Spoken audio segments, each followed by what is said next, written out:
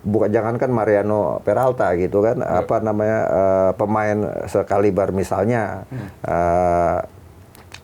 nama-nama besar yang ada di luar negeri mereka bisa datangkan juga dengan mungkin kekuatan kayak Jesse Lingard punya bisa klub gak Jesse Lingard? atau Andrews Townsend yang lain.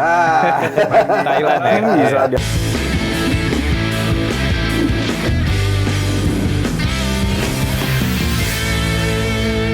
Amal nih, kalau di medsos sekarang lagi rame nih Boboto. Boboto tuh berharap Persib di musim depan bisa datengin beberapa pemain nih. Ini yang lagi rame nih ada nama Moussa Sidibe nih, winger Bayangkara yang sudah mencetak 8 gol dan 5 assist dari 9 pertandingan, dan juga Mariano Peralta nih. Ini mungkin maaf kalau salah dikoreksi. Peralta mungkin satu-satunya pemain di Liga Indonesia yang sudah mencetak 2 digit baik gol maupun assist ya. Di Borneo dia sudah mencetak 13 gol dan 10 assist. Selain dua nama ini juga ada Juan Villa nih.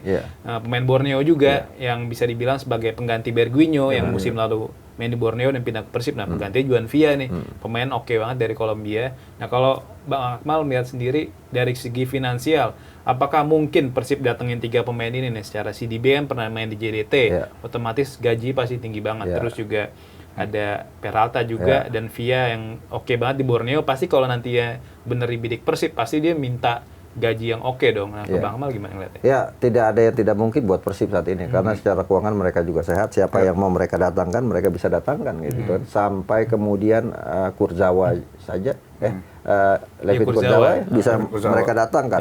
Kemudian Michael Essien mereka bisa datangkan. Jadi bukan tidak mungkin Peralta, kemudian juga Villa, bisa Sidibe mereka bisa datangkan. Cuma kan pastinya akan disesuaikan dengan kebutuhan. Yang menarik nih Peralta gitu kan.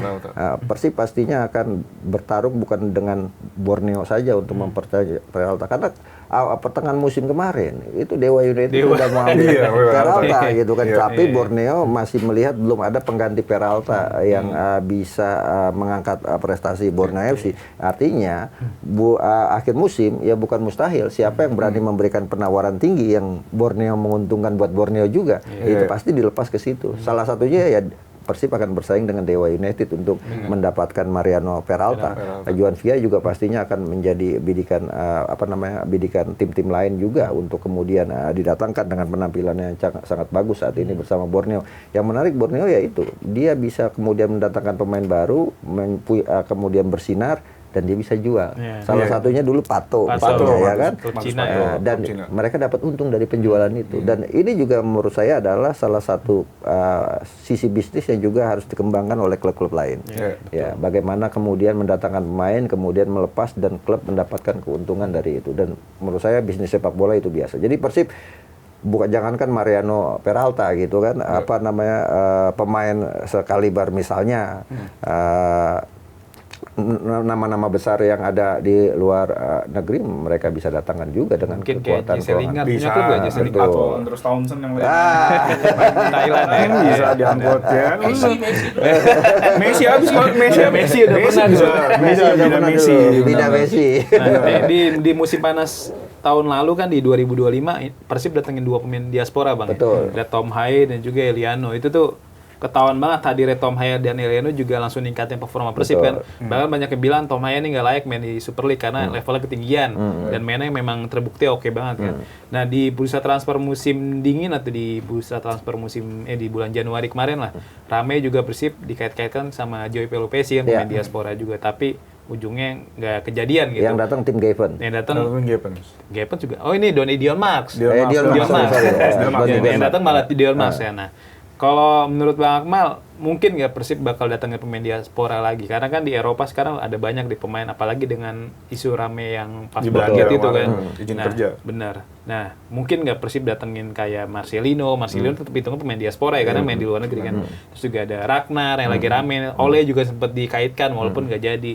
Gimana Bang Akmal? Ya, bahkan saya menyebut Asnawi Mangku Alam dulu juga hampir masuk ke Persib kan sebagai bek kanan, tapi kontraknya masih diperpanjang di klub di Bangkok gitu. Dan di kesempatan ini di sini juga saya sempat kasih isu bahwa Marceng bukan mustahil musim depan akan ke Persib gitu, karena kemarin seharusnya dia udah ke Persib tapi dia masih yakin masih bisa bersaing di kompetisi Eropa gitu, dari Oxford ke Stensin, tapi di Stensin sekarang juga dia tidak banyak menit bermain dan ada problem dengan cedera.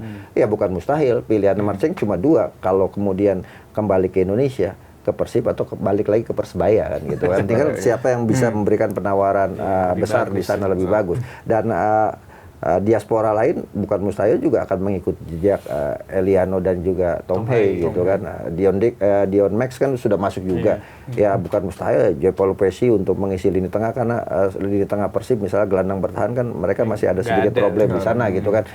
Maklok sebagai kapten kan tidak bisa bekerja sendirian, dia harus harus ada tandem di sana yang juga bisa menguatkan lini tengah Persib Bandung. Ragnar Oratmangun yang ramai karena kemarin awal-awal sempat kemudian dikait-kaitkan dengan Persija Jakarta gitu kan.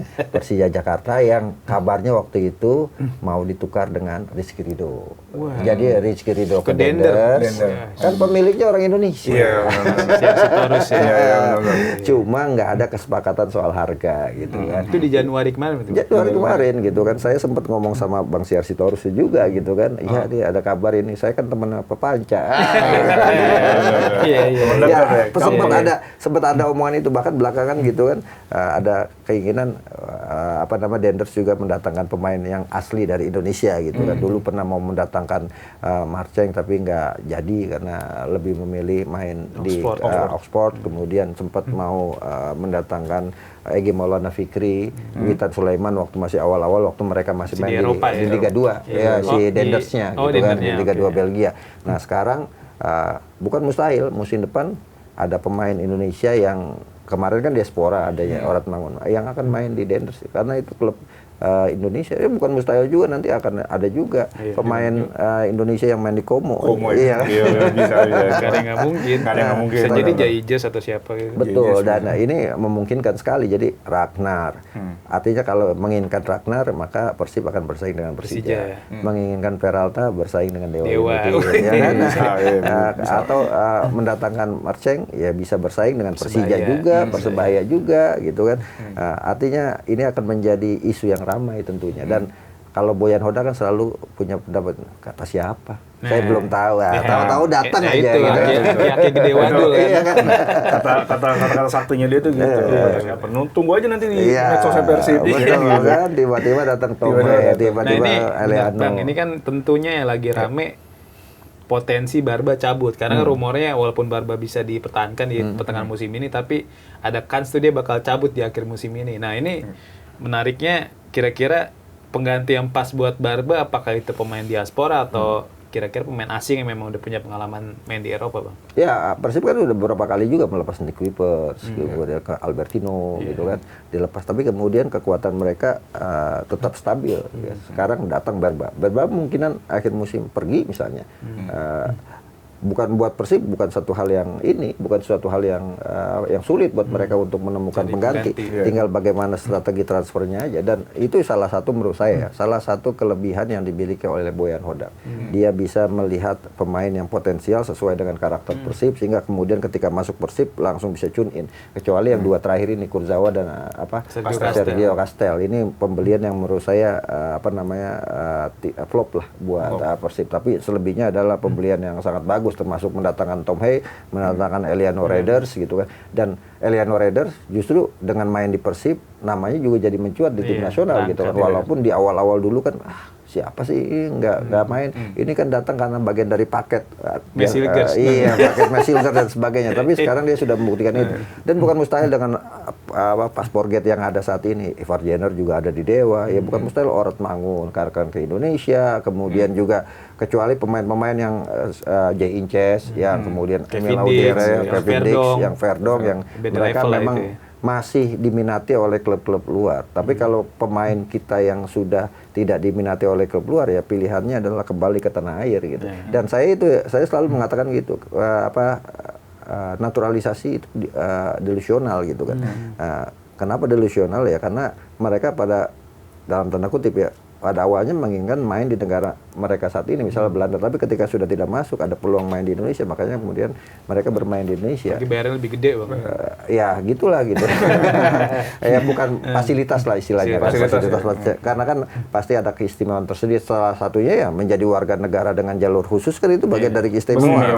Karena di dalam Undang-Undang Nomor 12 tahun 2006 gitu kan, jalur istimewa diberikan ketika orang sudah memberikan jasa besar kepada negara Indonesia gitu. Tapi kan belum memberikan jasa aja udah dapat hak istimewa gitu. Artinya ini yang kemudian juga harus menjadi perhatian, apalagi ada beberapa kabar katanya Indonesia juga akan terus melakukan program diaspora ini sampai batas waktu yang tidak ditentukan. Yang menurut saya adalah ya memilih pemain yang benar-benar sudah berdasarkan kebutuhan gitu kan. Jangan kemudian dalam tanda kutip perintah agen. Iya. Emang ada Bang? Ya ada lah. Ada agen. Ada agen. Ada agen. Naturalisasi pakai agen. Ya ada. Karena saya mengatakan ada, kenapa ya? Kan saya pernah mengalami juga di era-era awal dulu, misalnya waktu pemain Brazil didatangkan, mau dinaturalisasi yang muda-muda itu kan ada agennya juga. Kira 5 pemain kalau nggak salah ya, dititipin di beberapa klub itu kan. Misalnya zaman-zaman waktu pecahnya PSSI sama ini kan saya juga mengamati juga Tony Kusel, John Van Bukering, kan datang nggak kemudian tiba-tiba ada agensinya juga gitu kan. Artinya kita tidak bisa kemudian menutup mata bahwa ini salah satu hal yang terjadi di sepak bola, dan itu hal yang sebenarnya ya biasa aja. Tapi kan jangan sampai kemudian kita ditekan oleh agen untuk kemudian menaturalisasi pemain yang tidak sesuai dengan kebutuhan saat ini. Jadi menurut saya biarkan para pemain yang kemudian mau diambil dan menjadi warga negara Indonesia, dia datang berdasarkan kesadaran sendiri. Kesalahan kita kan diiming-imingi main di tim nasional, sehingga kemudian mereka merasa istimewa dan akhirnya menjadi konflik di dalam, bisa jadi gitu kan. Ketika wah kita suruh main timnas, tiba-tiba datang lagi kita lama-lama nggak main di timnas nih, gitu kan. Tidak dipanggil tim nasional gitu. Dan faktanya kan dari program yang kita sudah lakukan saat ini udah hampir 45 pemain. Termasuk tim nasional putri kan, tim nasional putri, dan hanya beberapa yang kemudian karirnya memang luar biasa gitu kan, ya kayak Jay Inces, tapi banyak juga yang akhirnya gugur sebelum berkembang gitu kan. Ya kita harus bisa sebut misalnya Rafael Strike kan habis nih kelihatannya gitu kan, belum muncul lagi, atau Jan Stevens gitu kan belum kelihatan lagi. Jiostra ya kan penampilannya tidak seperti yang dulu kita harapkan gitu kan. Dan ini juga Sain Patinama, artinya mereka ini sekarang ya punya tanggung jawab bagaimana mengembalikan performa mereka terbaik, bahwa mereka sudah mendapatkan hak istimewa menjadi warga negara dengan jalur khusus.